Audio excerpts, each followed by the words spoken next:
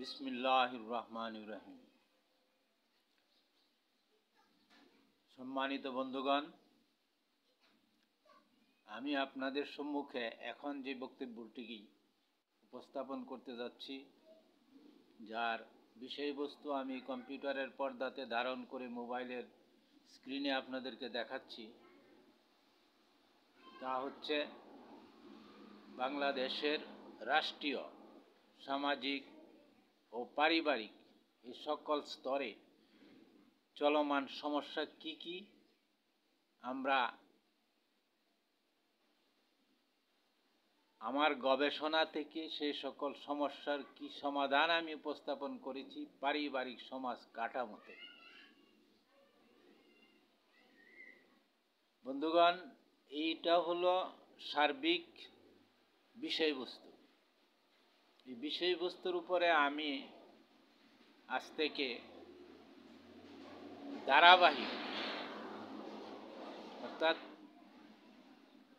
দেশের সামাজিক, রাষ্ট্রীয় এবং পারিবারিক জীবনের যে বর্তমান চালচিত্র, এই সমস্ত বিষয়ের উপরে আমি ধারাবাহিক ভিডিও, অর্থাৎ আমার লিখিত যে বই আছে পরিবর্তনের মধ্যে আমি যে সমাধান তত্ত্ব উপস্থাপন করেছি, পরিবর্তন, অধিকার এবং জ্ঞান সিম সার্ভার, এই বইগুলিতে আমি সমাধান তত্ত্ব উপস্থাপন করেছি বিভিন্ন আঙ্গিকে, মানব প্রকৃতি তত্ত্বের আঙ্গিকে, জিন তত্ত্বের, সৃষ্টি তত্ত্বের আঙ্গিকে এবং জিন তত্ত্বের আঙ্গিকে। জিন তত্ত্ব বলতে মানব দেহের যে আপনার আল্লাহ তাআলার সৃষ্টি ব্যবস্থা, মানব প্রকৃতি তত্ত্ব বা জিন তত্ত্ব,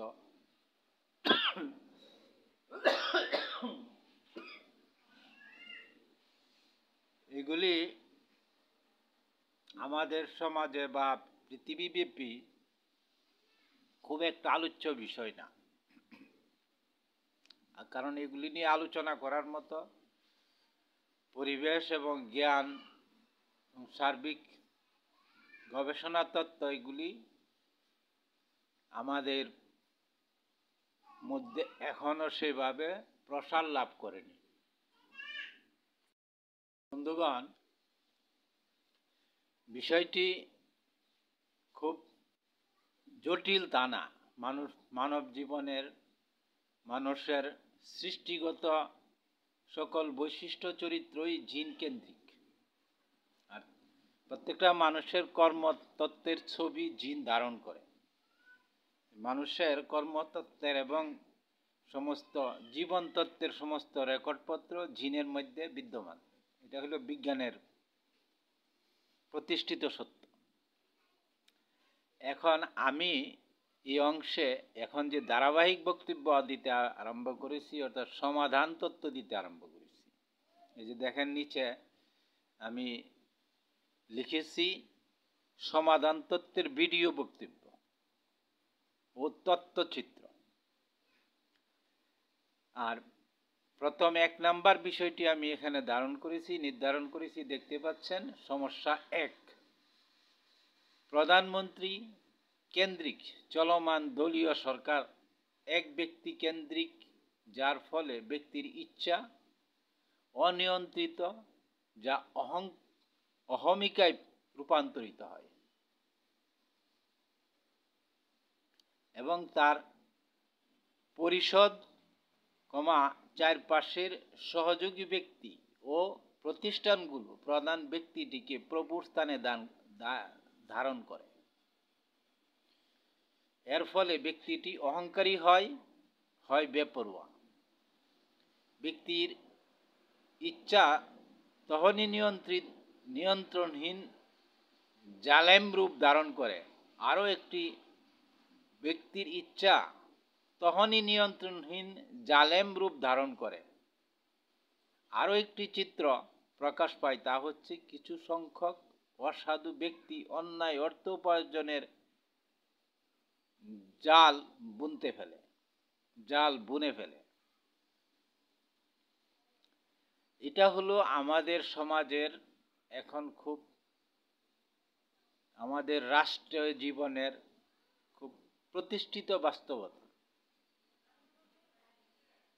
যে বাস্তবতাকে কেন্দ্র করে এখন আমাদের দেশে একটি প্রচণ্ড বিশৃঙ্খল অবস্থা বিদ্যমান। বন্ধুগণ, এখন সমস্যা আমরা সবাই আলোচনা করতেছি, সমস্যার ব্যাপারে আমাদের বিতর্ক নাই, কিন্তু সমাধান কি, সমাধান কি আমি তা আপনাদের সম্মুখে পূর্বের বক্তব্য যে বিষয়গুলি আমি তৈরি করেছি আপনাদের জন্য, যেখানে আমি সে বক্তব্যগুলিতে আমি আহ্বান জানিয়েছি সমাধান অর্থাৎ পারিবারিক সমাজ কাঠামো। যে আমি উপরে যে বিষয়টা বলছি, এই যে দেখেন যে পারিবারিক সমাজ কাঠামোতে এ সমাধান অর্থাৎ সমস্যা যা আছে সমাধান উপস্থাপন করেছি পারিবারিক সমাজ কাঠামোতে। মানে সেই সমস্যার সমাধানের কাঠামো বলতে কি বুঝাইছি, কি তার চিত্র, কি তার ব্যাখ্যা, কিভাবে সমস্যার সমাধান হবে, এই জিনিসগুলি আমি আমার এই সমস্ত বইগুলিতে অর্থাৎ আমার যে গবেষণা গ্রন্থ, যে গবেষণা গ্রন্থ আমি বারবার আপনাদের সম্মুখে উপস্থাপন করেছি, সেটা হলো পরিবর্তন গবেষণা গ্রন্থ। এটাতে আপনি পাচ্ছেন। প্রশ্ন হলো এটাতে আপনি 700 পৃষ্ঠার গ্রন্থ আপনার জন্য আমি তো আর দিলেও আপনি পড়বেনও না, আর পড়ার আর বিষয়বস্তু এরপরেও সমস্ত বিষয়বস্তুরই ব্যাখ্যা বিশ্লেষণ আর সময় উপযোগী আলোচনা দরকার। তাই এই বক্তব্যগুলি আমি দেওয়া আরম্ভ করেছি। আজকের বক্তব্যের বিষয় যা আমি আপনাদেরকে শোনালাম। এখন আসেন ব্যক্তির, যিনি প্রধানমন্ত্রী আমাদের সমাজে, আমাদের রাষ্ট্রে গণতান্ত্রিক ব্যবস্থা বলতে যে চলমান ব্যবস্থা, এই ব্যবস্থার ফলে একজন ব্যক্তি, আমরা যতই নিয়ন্ত্রণ করি বা নির্বাচন করি, সমস্ত নির্বাচনের পরেও সমস্ত ভোট সুষ্ঠু সমস্ত কিছু হওয়ার পরে নিশ্চয়ই কোনো একজন ব্যক্তিকে প্রধানমন্ত্রীর দায়িত্ব দিতে হয় এবং তিনি সে দায়িত্ব পেয়ে যান তার দলীয় পজিশন থেকে। ওই ব্যক্তিটি যদি মুহাম্মদ মুস্তাফা সাল্লাল্লাহু আলাইহি ওয়াসাল্লামের মতো বৈশিষ্ট্য চরিত্রের একজন, তার সত্যিকারের প্রতিবিম্ব হয়ে দাঁড়াইতে পারতেন, তাইলে আর কোনো সমস্যা ছিল না। সমাজে, রাষ্ট্রে সর্বত্র শান্তির এবং সকল সমস্যার সমাধানের জন্য যথেষ্ট হয়ে যেত এক ব্যক্তি, যা মুহাম্মদ মুস্তাফা সাল্লাল্লাহু আলাইহি ওয়াসাল্লাম করেছেন মদিনার জীবনে, মক্কা মদিনার যে তার উপস্থিত জীবন। এখন যেহেতু এরকম আমরা পাচ্ছি না, আর এই প্রচলিত গণতান্ত্রিক ব্যবস্থায় এরকম পাওয়ার কোনো সুযোগও নাই, কাজে এখন আমাদেরকে কি করতে হবে, এই বিষয়ে আমি আমার যে সমাধান তত্ত্ব লিখেছি আমার গ্রন্থে, তার একটি চিত্র আপনি কিভাবে তার থেকে বের হয়ে আপনি কি এখন করবেন, অর্থাৎ পারিবারিক সমাজ কাঠামো কি হবে, সেখানে এর সমাধান কি আছে সেটা আমি আপনাদেরকে আজকে ব্যাখ্যা করব। এখান থেকে আমার 1 নম্বর, এরপরের থেকে একাধারে আলোচনাগুলি চলতে থাকবে। চলুন আমরা সেই ব্যাখ্যাটা আগে শুনি, দেখি, তারপর আলোচনা করি। ঠিক আছে বন্ধুগণ? এখন এই যে দেখেন, এখানে আমি একটি চিত্র ধারণ করেছি, যে চিত্রটি আপনি দেখতে পাচ্ছেন। এখানে বিষয়টা পরিষ্কারভাবেই উল্লেখিত আছে, যে বিষয়টা আমরা সকলের কাছে পরিচিত এবং জানার চিত্র, সেটা হলো যে এই কাঠামোতে বা এই কৌশলে আমি সমস্যার কিভাবে সমাধান করব, অর্থাৎ আমার পারিবারিক ব্যবস্থা দিয়ে কিভাবে সমস্যার সমাধান হবে, এই বিষয়টা আমি আপনাদের সামনে ব্যাখ্যা করতে যাচ্ছি। এই যে দেখেন, এখানে উপরে উল্লেখিত আছে, এই যে এখানে আমরা প্রধানমন্ত্রী বলতে এখানে এই যে মন্ত্রী পরিষদ, এর ভিতরেই সব আছে। আর এই মন্ত্রী পরিষদের বর্তমান চালচিত্র যেটা, অর্থাৎ অর্থাৎ প্রধানমন্ত্রীকে কেন্দ্র করে সেটা আমি আপনাদেরকে প্রশ্ন আকারে যেখানে রাখলাম সেখানে শুনিয়েছি সমস্যা হিসাবে। সমাধান কি হবে? সমাধান কি হবে আজকে যেহেতু আমি পূর্বে 2টি ভিডিও আপনাদেরকে উপস্থাপন করেছি, সেখানে কিন্তু আমি সমাধানের কৌশলপত্র দিয়ে আসছি। তারপরেও সমাধানের পথচিত্র একটি চিত্র আরও বারবার আমাকে বলতে হবে, তা না হলে আপনারা বিষয়টা বুঝবেন না। এই যে দেখেন এখানে আমি মসজিদ 1 নম্বর চিত্র আছে, 1 নম্বর চিত্র মসজিদ কেন্দ্রিক একটা সমাজ কাঠামো, যাকে আমি বলছি পারিবারিক সমাজ, পাড়া মহল্লার পারিবারিক সমাজ, যা নির্বাচনের মাধ্যমে আমি সৃষ্টি করতে চাই। সেটা নির্বাচনটা কিভাবে হবে আমি সেটা উপস্থাপন করে আসছি, যে পাড়া মহল্লার অর্থাৎ মসজিদ কেন্দ্রিক, প্রত্যেকটা মসজিদ কেন্দ্রিক পাড়া বা মহল্লার ভোটারগণ একত্রিত হবেন মসজিদে। একত্রিত হয়ে তাদের মধ্যে থেকে 3 জনের একজনকে প্রদান করে 3 জনের একটি নির্বাচন মিশন সৃষ্টি করে নেবেন। তাদের মধ্যে থেকে করে নিয়ে সেই 3 জন উপস্থিত ভোটারদের অর্থাৎ সমস্ত ভোটারকে মসজিদ বা মসজিদ প্রাঙ্গণে উপস্থিত করে প্রকাশ্যে একটা নির্বাচন হবে। প্রকাশ্যে নির্বাচনের মাধ্যমে এই 7 জনের 8 জনের একটা পরিচালনা পরিষদ অর্থাৎ পাড়া মহল্লা পরিবার পরিচালনা পরিষদ তৈরি করে নেবে। এটা আমি এখানে লেখা আছে, আপনারা দেখতে পাচ্ছেন। 8 জনের নির্বাচিত পরিষদ তৈরি করবে নির্বাচনের মাধ্যমে, এবং এই 8 জনের নির্বাচিত পরিষদ তৈরির পর এই প্রধান ব্যক্তি যিনি থাকবেন নির্বাচন মানে পারিবারিক ব্যবস্থাপনার পরিষদের প্রধান যিনি হবেন তিনি, এবং তার সাথে আরও একজন 2 জনকে আমরা বলেছি, আমার বইয়ে লিখিত আছে। এই সংক্ষিপ্ত ছোট বইটিতেও সেই তথ্যগুলি আমি খুব সহজভাবে উপস্থাপন করে দিয়েছি। বড় বইয়ের পুরোটার দরকার নাই, এটাতে আমি মানে অল্প 100 পৃষ্ঠার ভিতরে এর একটা মানে নির্বাচন কেন্দ্রিক সকল ব্যবস্থাপনা কর্মকৌশল আমি লিখে দিয়েছি। এইভাবে যখন নাকি 7 জনের সহযোগী একজন প্রধান, আর 7 জন সহযোগী কি সেগুলি আমি আগে ব্যাখ্যা করেছি, আর সাথে একজন অতিরিক্ত ভোটার প্রতিনিধি, সেই ভোটার প্রতিনিধি কি করবেন সেটা আমি পরে বলতেছি। এইভাবে এখান থেকে তৈরি করে আমি ভোটার প্রতিনিধি এবং পারিবারিক প্রধান এই 2 জনকে নিয়ে যায়, এই যে উপরে দেখেন আরেকটা চিত্র আছে, সেটা হলো স্থানীয় পরিবার বা অর্থাৎ বর্তমানে যে উপজেলা বা থানা আছে, ওই থানা এলাকাতে যত মসজিদগুলি আছে, এই যে দেখেন আমি বিভিন্ন মসজিদের চিহ্ন দেখাইছি, সকল মসজিদ কেন্দ্রিক মহল্লা থেকে পাড়া থেকে 2 জন কইরা প্রতিনিধি যাবেন, অথবা একজন গেলেও চলবে, সেটা বর্তমান প্রয়োজন এবং ইয়ার উপরে নির্ভর করবে, কিন্তু আমি 2 জনের কথাই আমার বইয়ে লিখিত আছে। একজন স্পেশালি ভোটার প্রতিনিধি হিসাবে যাবেন, আরেকজন পরিবারের প্রধান হিসাবে, তিনিও ভোটার সেই হিসাবে যাবেন, অর্থাৎ পাড়া মহল্লা পরিবারে যায় ওনারা একত্রিত হবেন স্থানীয় পরিবার পরিমণ্ডলে একটি মসজিদ গ্রাউন্ডে মসজিদ কেন্দ্রিক একটি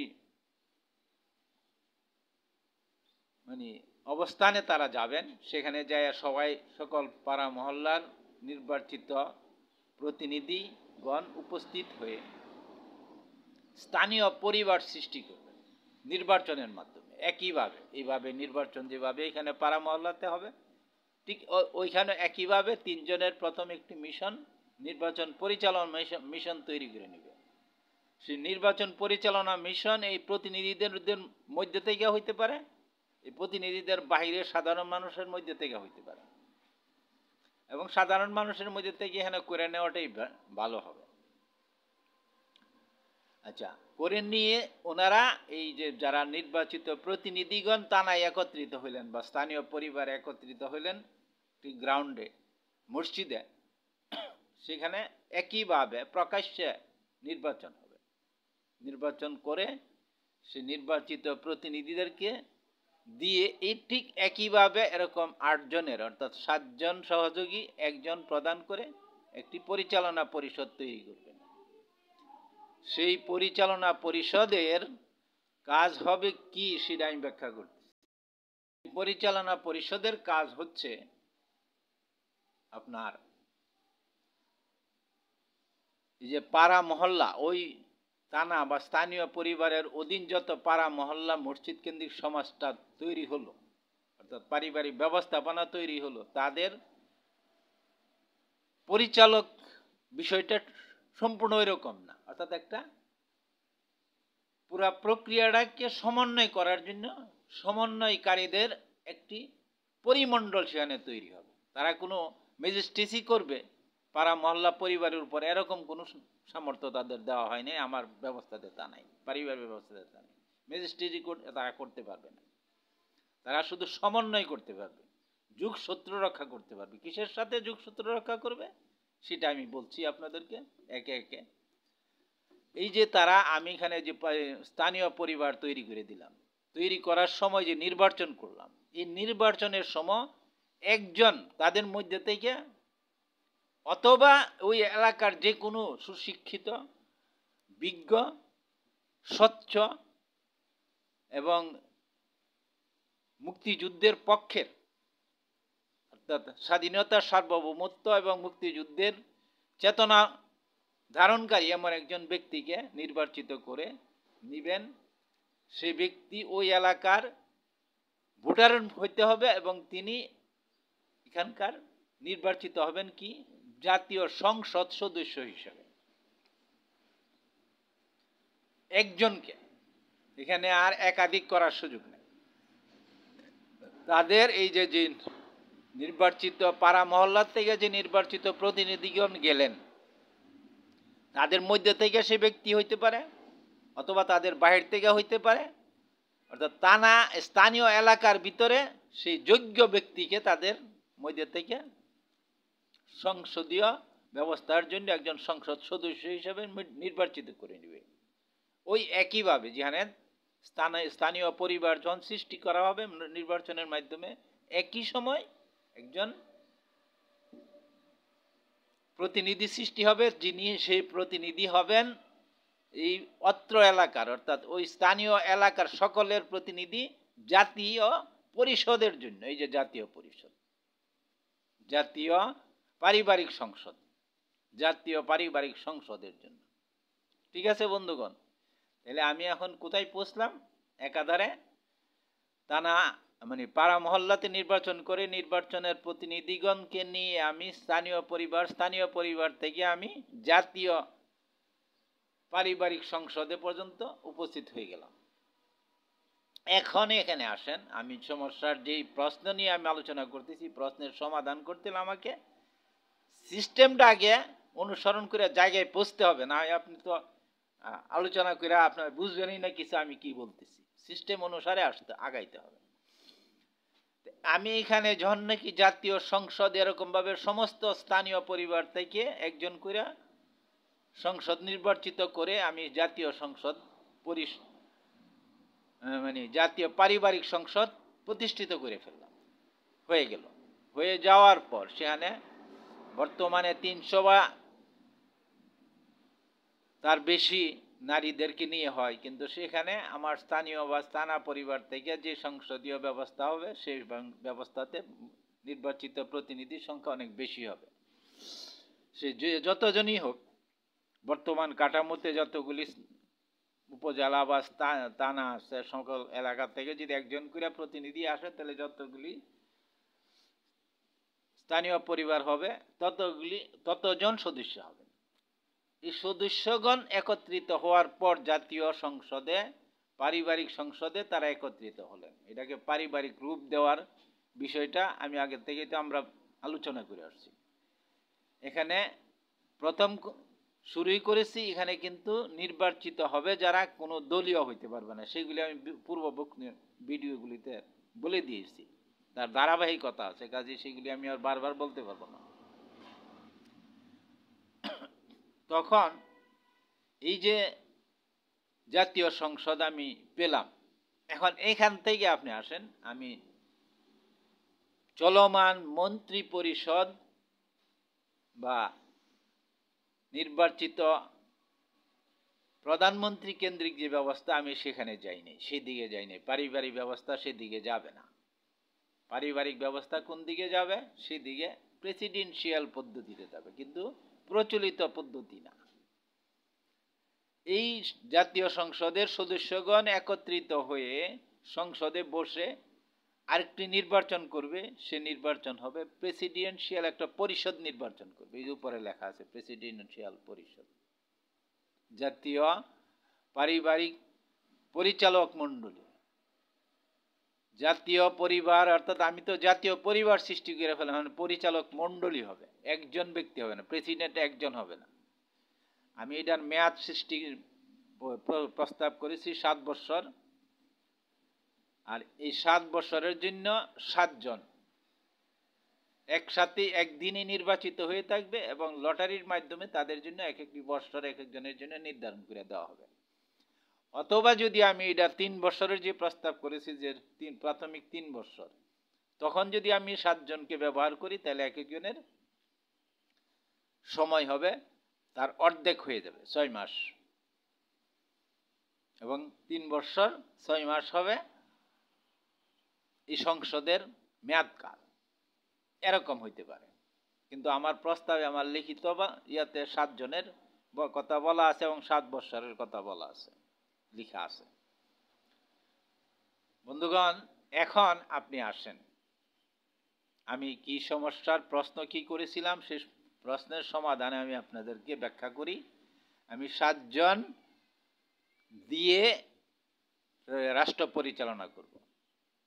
কাজেই এখানে একক ব্যক্তির যে বিষয়টা আমরা আলোচনা করতেছি, একক ব্যক্তির এখানে কোনো সুযোগ নাই যে নাকি অহংকারী হবে, যে প্রভুর স্থান দখল করবে, যে জালেম রূপে আবির্ভূত হবে এবং তার চতুর্পাশে কিছু মানুষ একত্রিত হয়ে অনিয়ন্ত্রিত একটা সমাজ, যেটা নাকি আমরা দেখেছি, বারবার দেখেছি। আমি কোনো ব্যক্তিদের নাম এখানে উল্লেখ করতে চাই না, কারণ আমি ব্যক্তিকে নিয়ে সমালোচনা করার পছন্দ করি না।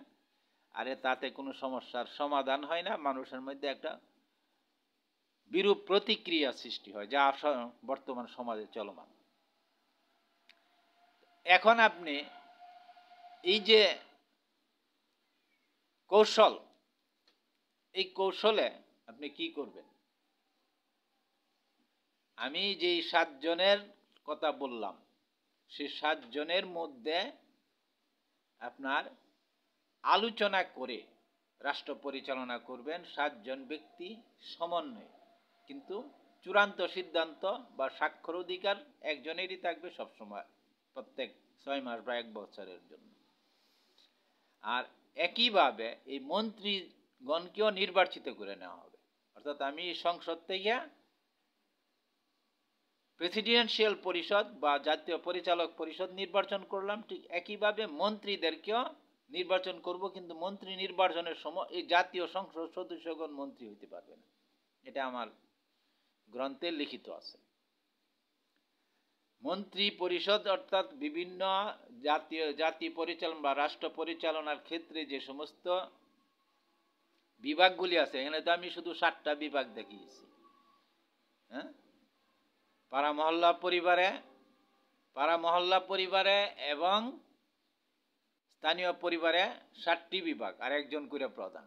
কিন্তু এখানে মন্ত্রীদের তো বিভাগ অনেক। আমাদের যতগুলি মন্ত্রী দপ্তর হয়, প্রচলিত আছে, সবগুলি জরুরি। বিদ্যুৎ, অর্থ, স্বাস্থ্য, হ্যাঁ, এরকমভাবে যতগুলি আছে এটা আমরা সবাই জানি, এবং এটা এখানে ব্যাখ্যা করে সময় নষ্ট করার দরকার নেই।